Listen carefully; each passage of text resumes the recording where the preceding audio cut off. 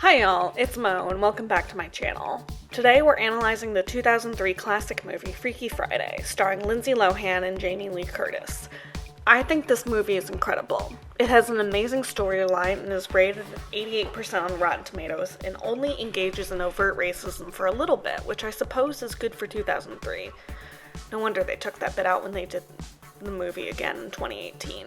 This movie has a classic body swap theme, where a mother-daughter duo swap lives for a very freaky Friday. Overworked mother Tess is a widowed therapist who is about to marry her second husband, Ryan. Her daughter, Anna, is a high school student who plays guitar and sings in a grunge band and resents her mother's quick engagement. Anna and Tess are constantly at each other's throats. Anna thinking that Tess is ruining her life, and Tess thinking that Anna is just a spoiled teenager. And both of them refuse to communicate properly in order to actually understand what the other needs. The two swap bodies after some strange Asian voodoo. Yes, this is actually a line in this movie that does not hold up well at all in 2021, and a fortune cookie at the House Chang restaurant. They must survive in each other's bodies for a day because only selfless love will change them back. It's heartwarming and definitely did not make me cry as an adult or anything. I'm going to assume that this basic refresher was enough for you and hope that you guys enjoy noticing the details along the way. This movie was directed by Mark Waters and based on the original 1972 novel by Mary Rodgers with a screenplay by Heather Hatch and Leslie Dixon. It's worth noting that this movie has been redone 4 times by Disney, first in 1976, then later in 1995, then in 2003, and then in 2018. This iteration was produced by Andrew Gunn, Mario Iskovich, and Anna Marie Sanderlin.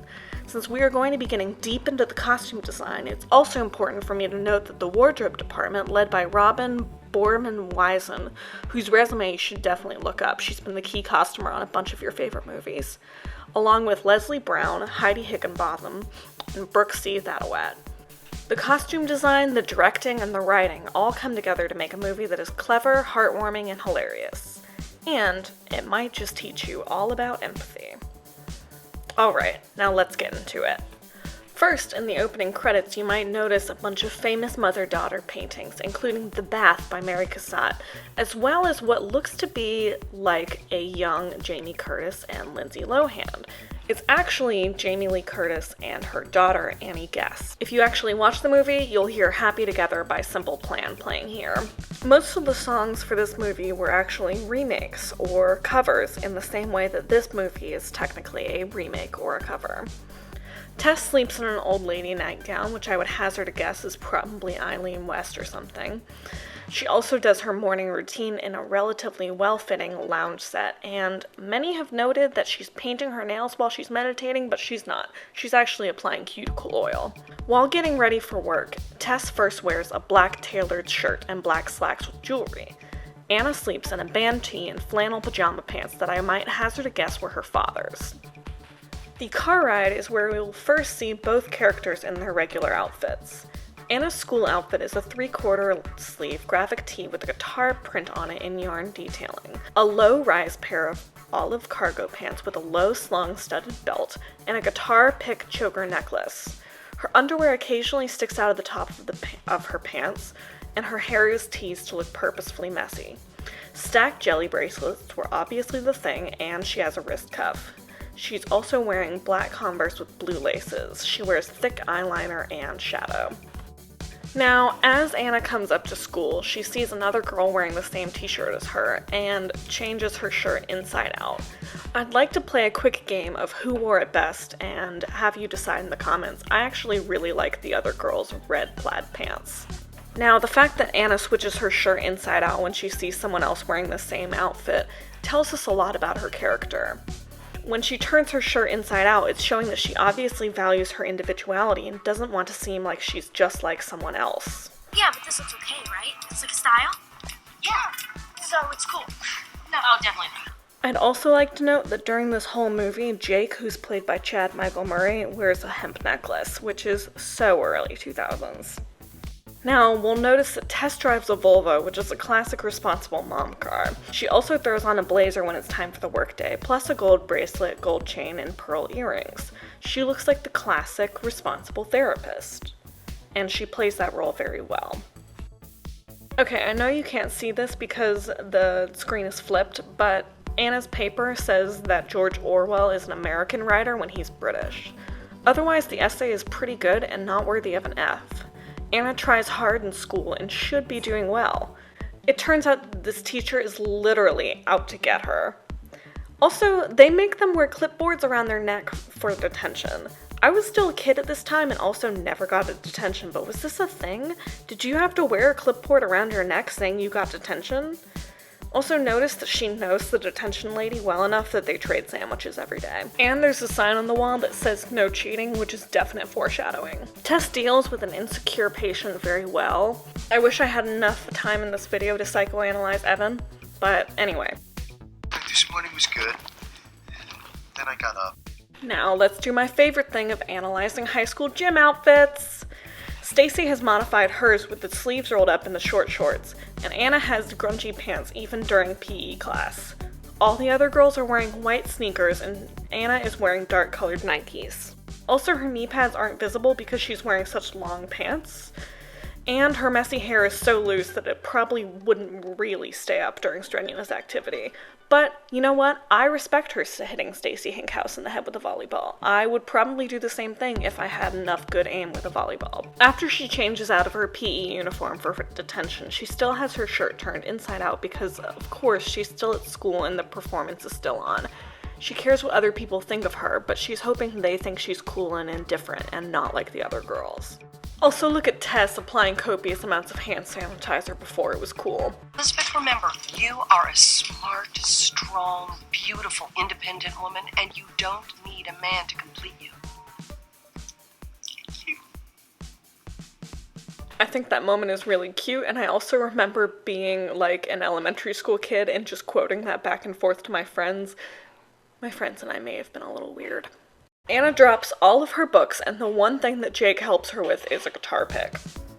He also compliments her shirt and says it's cute even though it's inside out, which is just precious, and it's a sign that he obviously does kind of like her. Also, Anna says her guitar is a Telecaster, but as we will see later, it's actually not. Jake is being really sweet for their first time meeting. He also asks her if she likes the Hives, which apparently is a very provocative fan, according to the reviews I read on Focus on the Family. Yes, I did research for this project, including reading reviews by Focus on the Family, which you should almost never do. Fun detail in the background, vote Stacy Hinkhouse for president posters. I'm not often on board with teen romances in movies like this because sometimes they just seem gratuitous and unnecessary and an addition to the plot just to get more views, but this one's actually really cute and it adds a big element to the plot and will add some confusing awkwardness later. Also, Mr. Bates is a moron and I'm about to prove it to you.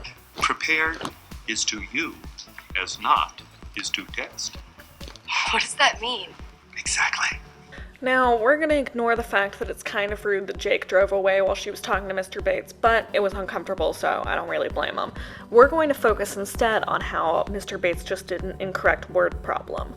Prepared is to you as not is to test means not prepared and you test. I can't figure out what it actually should be, but it's definitely not what he's saying because he's a moron! She doesn't get it because he did it wrong, not because she's stupid. Notice the very mom decor around their house and how different Anna's bedroom is. She's got collages everywhere, and you'll notice in Emily the strange poster on her wall. I know her little brother is doing this to get her attention, but I would gut him like a fish if that was my little brother. That would be so annoying. Notice that here, now that she's off duty, Anna has turned her shirt right side out because these are her best friends. She doesn't care if they think that she's copied someone's outfit. The perfect revenge on an annoying little brother is to shove a pair of underwear on his head. I definitely did that to my little sister once when we were young and they got stuck. But, whose underwear were they? Tess also does a terrible job of getting them off. She should have just gone for the waistband and cut right through it, but instead she's just cutting it off in chunks. Also, we can see that Ryan, her fiance, is the guy from NCIS, and he's kind of a dilf. Anyone who agrees with me, in the comments, please. Thank you, so I don't feel so embarrassed. On and on and on. Don't wanna grow up, I wanna get out. Hey, take me away. Shout out, take me away, away, away, away, away. I'm including this even at the risk of getting copyright strike because I think that this is such an incredible musical number and that they do a really great job. Apparently, Lindsay Lohan did learn guitar for this film, and they had to go to band practice every day to get the camaraderie and the energy that the actual band would have. Not again. Time's up. It's after 6. Also, you can tell that Tess and Mr. NCIS really love each other a lot, which I think is just precious. Also, her friends have really cool styles that would both do really well in 2021. Peg is wearing plaid pants with chains and zippers hanging off of it, and Maddie has red pants and a double tank top detail, which looks really cute on her, and a lot of eclectic jewelry. How can you be there? Aren't you like the maid of horror or something? Honor. Someone at Disney really wanted to make that joke and finally found a way to squeeze it in. This moment with her little brother Harry is very weird, and I don't understand why Tess wouldn't be more upset about her son and their friends stealing her daughter's underwear. Very uncomfortable. Also, apparently Tess had plenty of time during band practice to take off Anna's door. This moment is a key indicator of how strained Tess and Anna's relationship is. Tess is unwilling to listen to Anna's histrionics and refuses to see that there might actually be some truth to them. Anna resents that her mother is so calm and collected with her and wishes that they could just scream it out. Also, the line, "You give me that door or I will kill myself," and Harry saying, "Can I watch?" would not go over well in 2021. As a parent, Tess has some legitimate concerns here. Getting detention twice in one day and getting an F on a paper is something that a parent should be concerned about. But she's not communicating with her daughter or willing to see her daughter's communication styles. And not only is Anna unwilling to try to adapt to her mother's communication style, she's so focused on the idea that her mother is ruining her life that she can't even bother to explain it. You're ruining my life!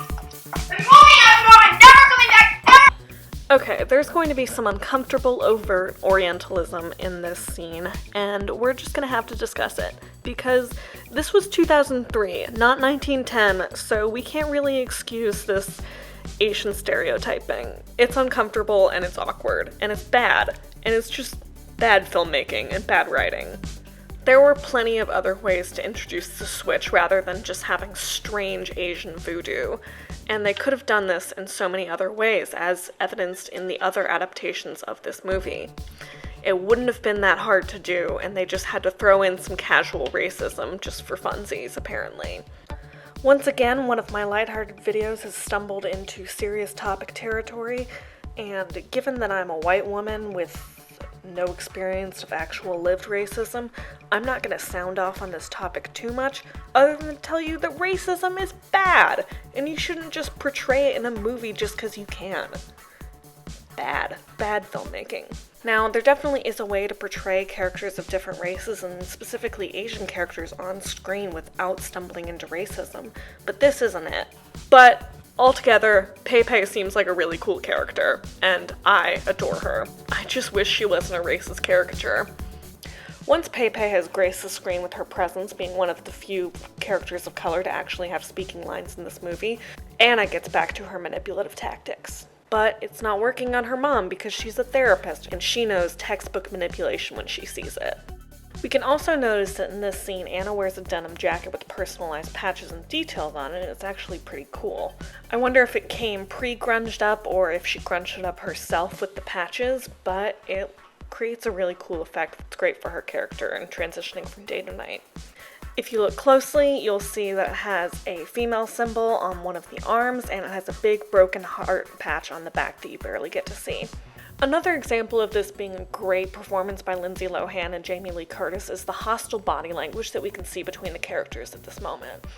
Notice the furrowed eyebrows, the reddened skin. You'll also notice that the other characters are visibly uncomfortable except for Harry. Look, I'm a walrus! We can see that Jamie Lee Curtis pretty sharply grabs Lindsay Lohan and herds her to where she wants her to be. She physically directs her to take control of the conversation. Lindsay Lohan, as Anna, is having none of that and backs away into separate spaces where she feels like she can have control over the conversation. Anna is also pretty mad that her mom is going all shrinky on her. which I can imagine as a teenager when you just want to yell and scream. It's really frustrating when your mother wants to speak to you in a calm, rational manner. But when you're a therapist, I can imagine it's not really fun trying to reason with someone who's screaming at you. Now here comes the major impetus to the plot, and it only took us this long to get here. Pepe's mother, who never gets an actual name in this movie, comes with fortune cookies that will tell these two ladies their fortune. Pay attention to how Jamie Lee Curtis just takes the fortune cookie to avoid having Pepe's mom stammer at her in another language. Also, I tried to translate what she's saying here, but the subtitles just said speaking Cantonese, and I don't speak Cantonese. Sorry. Also, just look at that smile. She knows what she did, and she loves being in control. Okay, two things here. First, we're going to notice Lindsay Lohan's nails, which are a dark purple that she actually painted herself on set, according to behind-the-scenes footage. And we're going to talk about what the fortune cookie says, which is a journey soon begins, its prize reflected in another's eyes. When what you see is what you lack, then selfless love will change you back. Basically what this fortune says is there's a journey starting, you're gonna see it through another's face, so when you see what you actually need, then selfless love will change you back into your body. I know that wasn't that hard of an analysis and I basically just mansplained it to you, but we're going deep into the details in this one, so I'm going to cover every single one. Oh, and also this is my petition to write a separate, non-stereotypical book about Pepe's mother. Someone is bound to have started it with the fan fiction. When the clock strikes midnight, the two switch bodies. It's a magical moment, and apparently Tess sleeps like a corpse. Now, as disciplined as ever, Tess wakes up, even in Anna's body, right at 6 o'clock, or 7 o'clock, or whenever their alarm rings. I don't care. The focus on the family reviews were very harsh about this part, saying it was inappropriate for Anna to be grabbing her own butt. Anna sleeps in a pink slip shirt this time and flannel pajama pants. Again, there is nothing more iconic than sleeping in your own band tee. Also notice a plot hole here. Even though Tess took away Anna's door last night, it's clearly visible in the background here. Tess sleeps in another old lady nightgown, and let me tell you, I wrote plenty of these at my old job. They're all exactly the same. They're floral, they have a 10-button placket with mother-of-pearl buttons so that you can get in and out of it easier, and long sleeves, and little lacy details, and they're so ugly! Yeah, there's someone behind the computer screen who writes those product descriptions and tells you that this nightgown is so beautiful, and that for a long time that person was me. And I lied to you. Look at me! I know, we seem to be in I'm old! I beg your pardon? Oh, I'm like the Crypt Keeper! Okay, that's enough. I like how the natural reaction to waking up in someone else's bodies was to just smash them into each other and hope that resets it. So, you're in my body and I'm in your body. Why don't we, Yes, I see what you're saying. A jolt. Okay, you go over there and I go over here. Okay, now when I say go, ready? Yeah. Go! I won't go! Oh! Pay attention to Jamie Lee Curtis's body language here. Not only does she totally master this stunt of slamming into Lindsay Lohan, which I don't know if she did herself, but I'm going to pretend that she did, she also has the body language of a teenager way down. She has the defensive body stance and the crossed arms, even down to the way she sneaks around. You'll also notice that Lindsay Lohan has this very authoritative body language when she's Tess. Now, the two make the very logical decision to not take the day off of school or work and just live life in each other's bodies for the day, because otherwise there would be no plot to this movie and we wouldn't be entertained for an hour. Also, I wish we had more backstory on why Grandpa Harold Gould is so afraid of earthquakes. Did he live in San Francisco or something? Is he just old? Anyway, Jamie Lee Curtis's deer in the headlights look here is so good. It makes me believe that it's actually Lindsay Lohan piloting Jamie Lee Curtis's body. Once these ladies get let loose and have to dress as each other, this is where we're going to learn a lot about their personalities. Obviously, Anna has a rebellious streak and got her belly button pierced without her mother's permission because this is 2003, and there were not very many family-friendly ways that they could show that she's rebelled. I'm imagining an extra Freaky Friday of Anna with a lower back butterfly tattoo. When let loose in their counterparts' rooms, each woman decides to dress their newfound bodies the way they've always wanted to. Tess, as Anna, dresses in a button-down and khakis.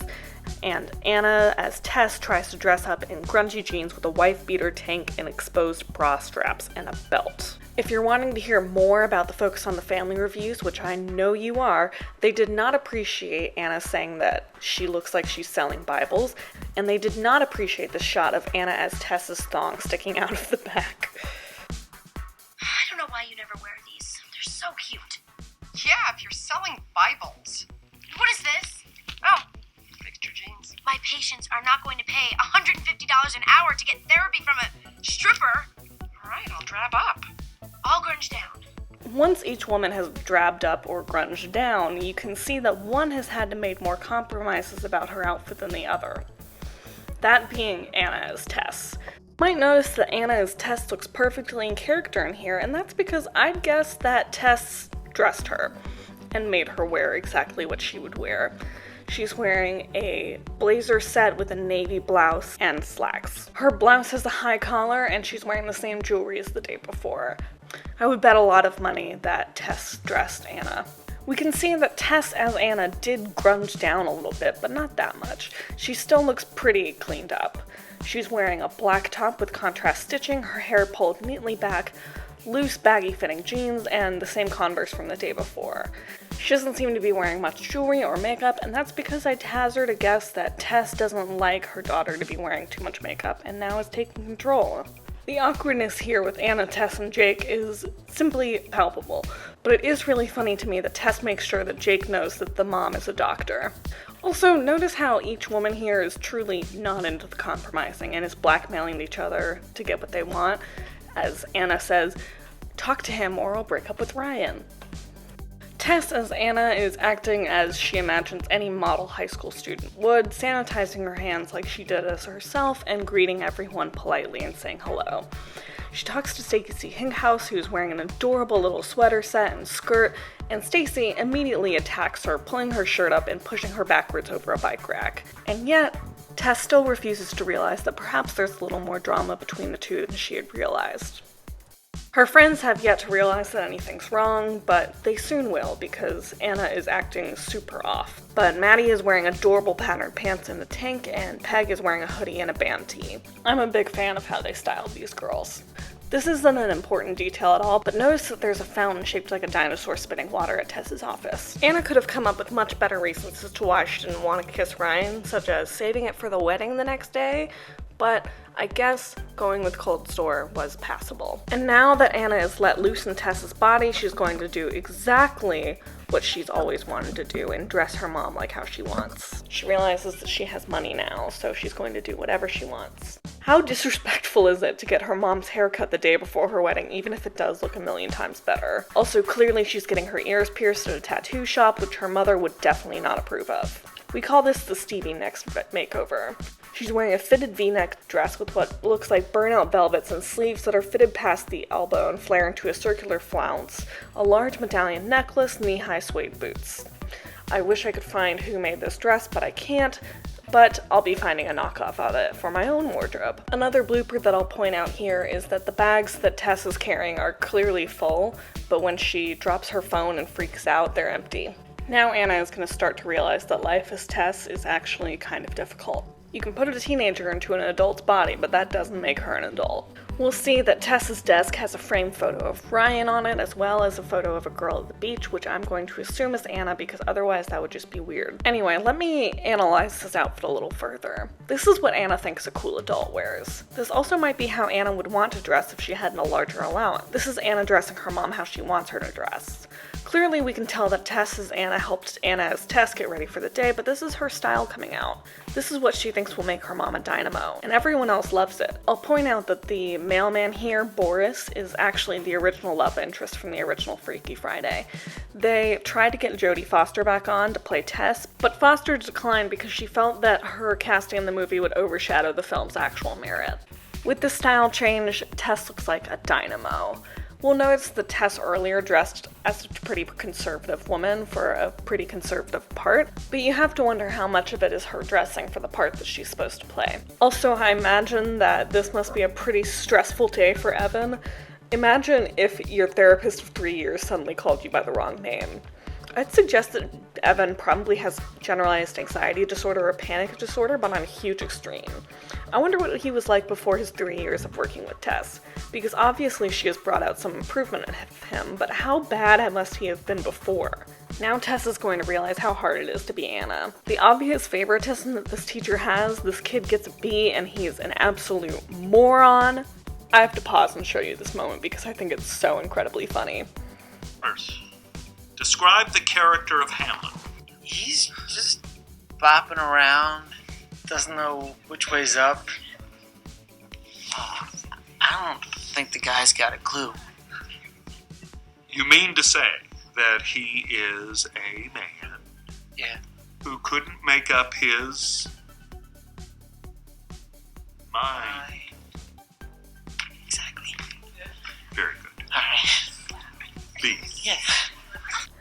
Tess as Anna gives a really good analysis and it still isn't enough, and now Tess is catching on that Bates really is out to get her. The fact that she used the word Oedipal should have gotten her an A. She's proud of herself and she gets an F. Now, Dr. Anna as Tess is going to have a really rough day. Good thing she charges $150 an hour for this. She must be a good psychologist because she's on the cover of Psychology Today in the background. She also sits so awkwardly like such a teenager, not even bothering to put on the performance. The advice that she gives this mom is actually pretty good, but it's probably nothing like what Tess would actually say, and she was told not to give any advice because that would break her oath. A real psychologist would not use the term psycho freak. This must have really shook her patience up. So now her best friend is acting like some psycho freak. That's very interesting. I never would have thought about it that way. Cool. Guess we're done. The first thing I'm going to point out about this scene is look at how great her friends are. They hang back to supervise even though it'll make them late for class. Also, notice how Bates misquotes Shakespeare and cites Macbeth as Hamlet, which it's not because he's an idiot. Raise your hand if you had a terrible teacher like this in high school. Bates. Elton Bates. Griffith High School. How do you know that? You asked me. I knew my mom to the prom, but she turned you down. This is not an And appropriate now you're taking subject. it out on her daughter, aren't you? Aren't you? I don't know what you're talking Oh, about. come on, it was a high school dance. I mean, you've got to let it go and move on, man. And if you don't, I'm sure the school board would love to hear about your pathetic vendetta against an innocent student. Oh, and by the way, Elton, she had a boyfriend. And you were weird. After this little victory, Tess as Anna is feeling pretty cocky, but little does she know what the day has in store for her. Also notice how she pulls down Maddie's shirt to cover her belly button. Tess is starting to realize what Anna thinks of her mom's new relationship, because her friends say that she talks about it enough how her mom hasn't paid any attention to her since this new guy came around, which must feel like quite a blow. When you watch the scene, you'll notice that Anna as Tess is driving up with the car alarm on because she hasn't figured how to turn it off, and she has the music way up to drown out the car alarm. We'll see Tess as Anna react to Anna as Tess's makeover, and it's pretty hilarious how she thinks that she looks like Stevie Nicks. Pepe can immediately tell that something's wrong and tries to skate past it, saying that her mom is crazy, which is hilarious, and the way that Anna and Tess react is also hilarious. Mama!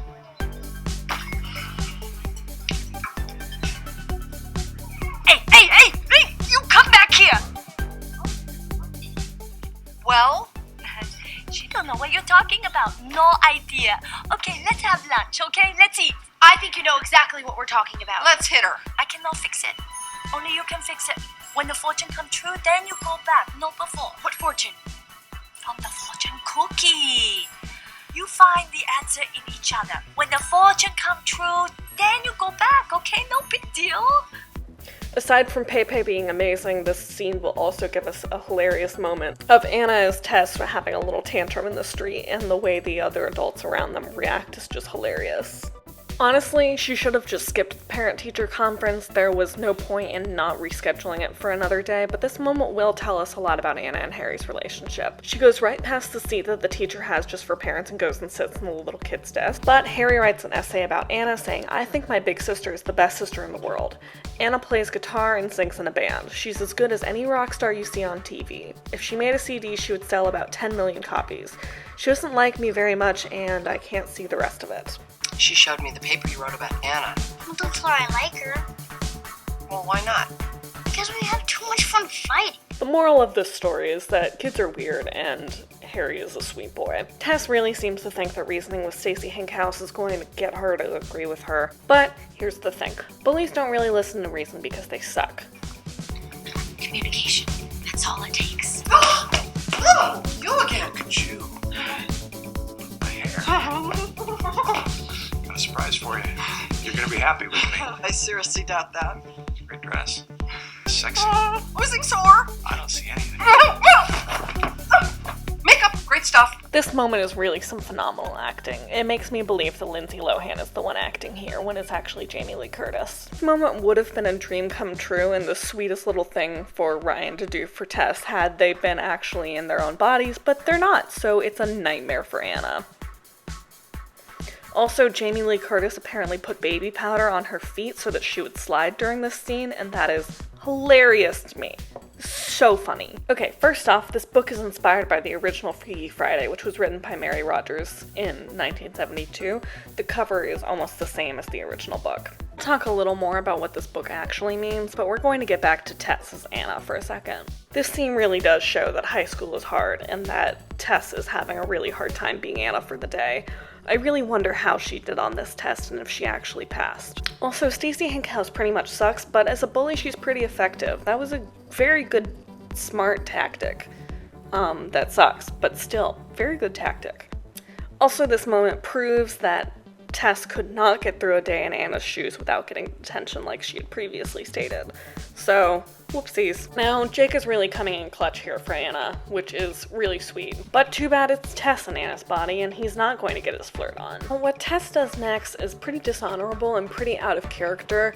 I'm surprised that she actually does this. While she and Jake are sneaking into the teacher's lounge to get her answers on the test, she erases Stacy's answer sheet and writes, "I'm stupid" on it, which is, admittedly hilarious. But also it doesn't seem like something that Tess would do. It also turns out to be something that Jake doesn't approve of either. My publisher doesn't think anybody's gonna know what the word senescence means. Do you know what it means? No, please to sit still. Okay. Okay, let's talk about this book. It's called Senescence in Retrograde, which is the process of deterioration with age in retrograde, which means directed of moving backwards. So senescence in retrograde is the process of getting worse with youth, or perhaps it's the idea of getting better with age. The idea that as an adult you're actually getting better the more that you can do, the more you can understand, the more you are able to process. The book seems to examine the pressures of adulthood and the difficulty of feeling like you're deteriorating as you age. But perhaps what it's about is this dichotomy of feeling like your body is deteriorating while feeling as if your mind is getting better and better the more you're able to understand and do. Adults are tired much of the time, but they don't have many of the hurdles that come with youth. There's no supervision as an adult. Perhaps this book is about how it is both good and bad to get older, and adults can benefit a little more from acting like teenagers, and teenagers can benefit a little more from acting like adults, which, in essence, is what this movie is about. Now, imagine coming out and realizing that the person who is piloting your body has taken your body on the TV and is discussing your book and making a fool of themselves. I'd be pretty scandalized too, but this is a hilarious scene. I can't get over it. So Tess as Anna is being pretty rude to Jake, considering she wants to borrow his bike for free. Kind of ridiculous. I think she kind of sees Jake as below her because of the motorcycle and because of his punk attitude. What's interesting is that Jake didn't like what she did to Stacy's test, proving that he actually is a pretty stand-up guy. Now, Anna as Tess hightails it out of there after the shoot and after signing some guy's butt, and we're given a little bit of conflicting information about why she does this. Some of the characters say that she was escorted off by security, and some of them say that she ditched them in the studio. I wonder which is true. I have a feeling it was the security one. But she actually has such a caffeine headache that she ends up happening across the same coffee shop that Jake works at. This scene is pretty uncomfortable due to its age inappropriateness, but it really does prove that Jake and Anna would have chemistry if Anna was in the right body. This must have been pretty confusing for Jake. He probably has a MILF thing for the rest of his life now. And also this must have been pretty confusing for Ryan. Also, we see a little bit of Tess as Anna here and notice that she's cleaned the nail polish off her fingernails. I didn't get this scene as much when I was younger, but now I really do. Imagine seeing your fiance riding with a 17-year-old on a motorcycle the day before your wedding. I mean, Oh my god. Oh my god! I can't even imagine this. Fashion-wise, we'll notice that Tess has dressed Anna up perfectly for this event, but I'd hazard a guess that this wasn't that hard, considering I would bet that Tess had picked out her daughter's rehearsal dinner outfit for her anyway. But she has her hair perfectly combed back in a French twist and has a velvet pashmina. I find it interesting that Anna as Tess chose to get ready in her own bedroom instead of the adult bedroom that actually has a door, but I don't find the outfit choice that out of character. In fact, I believe that this rehearsal dinner dress was picked out months in advance and that she's had this outfit planned out forever. And look at this delicate necklace that she has on, it's pretty. This also exemplifies the characters learning a good deal about each other, about Anna's resentment towards Ryan, and about Tess's deep love for him. The central issue here is empathy and the two characters understanding each other. Also, side note again to say that Jamie Lee Curtis is hot. Although if we watch any of her older movies, we would know that already. When left to her own devices, Anna is terrible at coming up with an excuse, instead correcting Ryan on the type of motorcycle rather than trying to cover herself, and Tess has to jump in and say that she was testing out her new boyfriend for her, or whatever. The ridiculousness of Jake thinking it was appropriate to serenade a middle-aged woman outside of her house the day before she's about to get married with "Hit Me Baby One More Time" is just so funny to me. Especially the way that Tess as Anna takes him down right on the "hit me baby." Love can do strange things to a man. It's also funny to me how Tess gets distracted when he says that your mom is hot, because she's like, oh, I am hot, and forgets what she's doing for a second.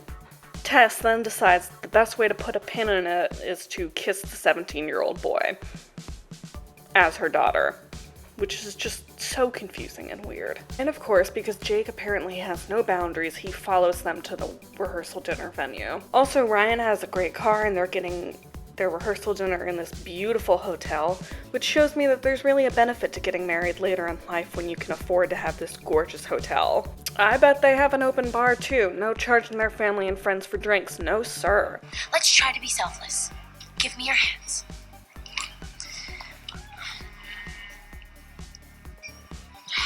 Okay, I'm being selfless. Are you being selfless? Yeah, I'm being selfless. Well, you're not doing a very good job of it because we're still here. Oh, right. So now it's my fault, right?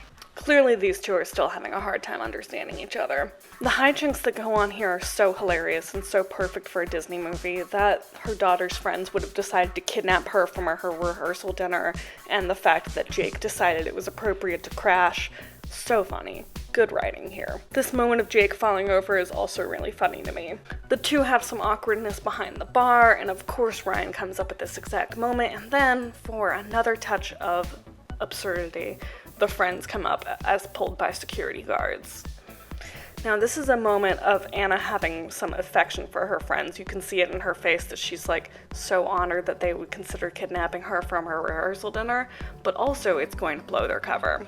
The result is a moment of understanding between Anna and Ryan that they previously hadn't had before. The role of insensitive stepfather who couldn't care less or thinks it's a stupid rock band or any of the preposterous things you just said. How can you say I don't care? I'm not that guy, Tess, and if that's who you think I am, then this is never going to work. I never pushed Anna because I want her to like me on her own terms, in her own way.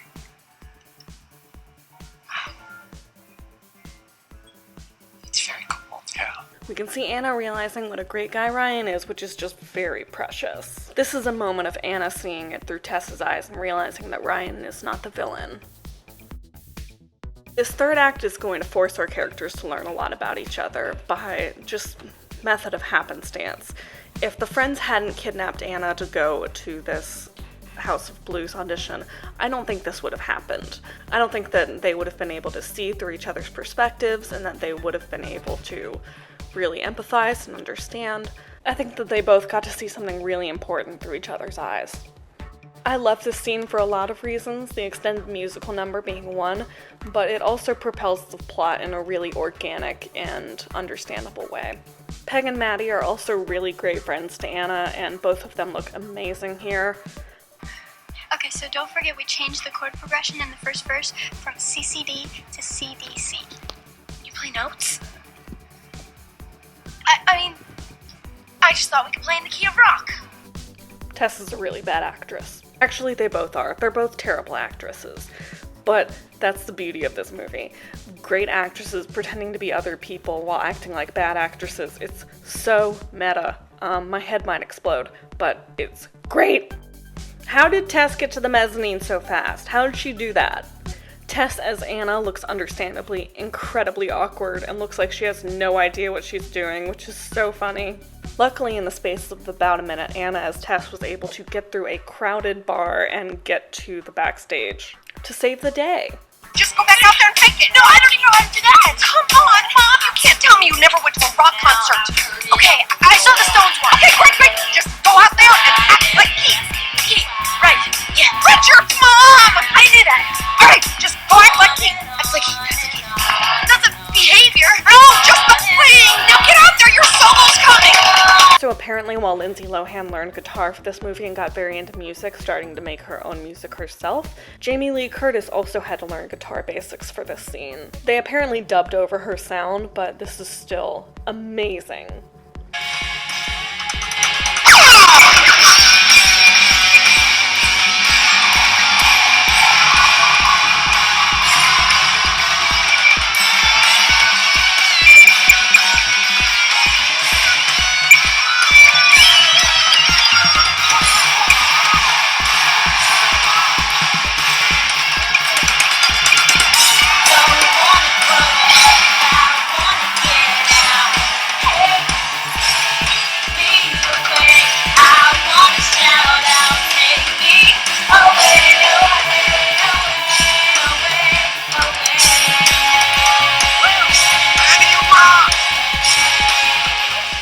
All it took was Anna playing the guitar to make Jake actually fall in love with the right person.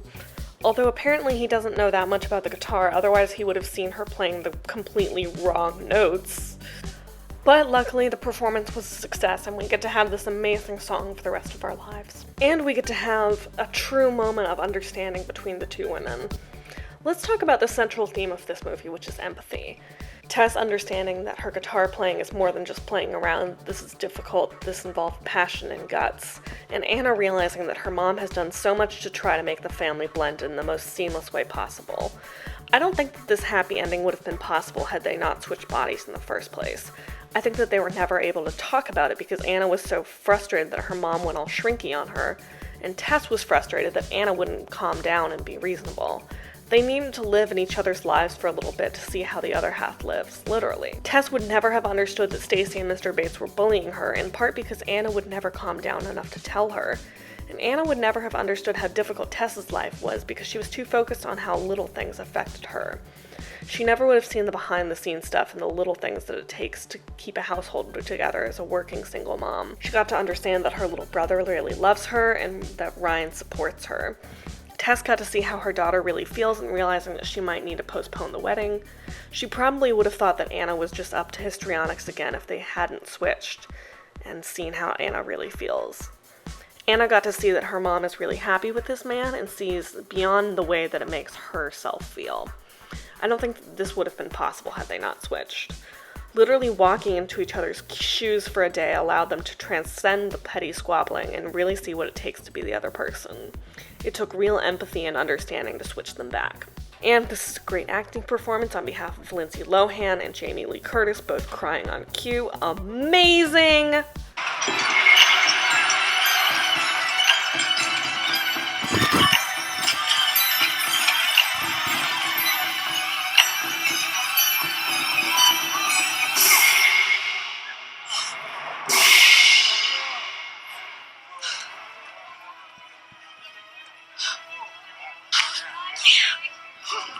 Just the little ways that their body language changes shows that they've switched back, and it's such great acting.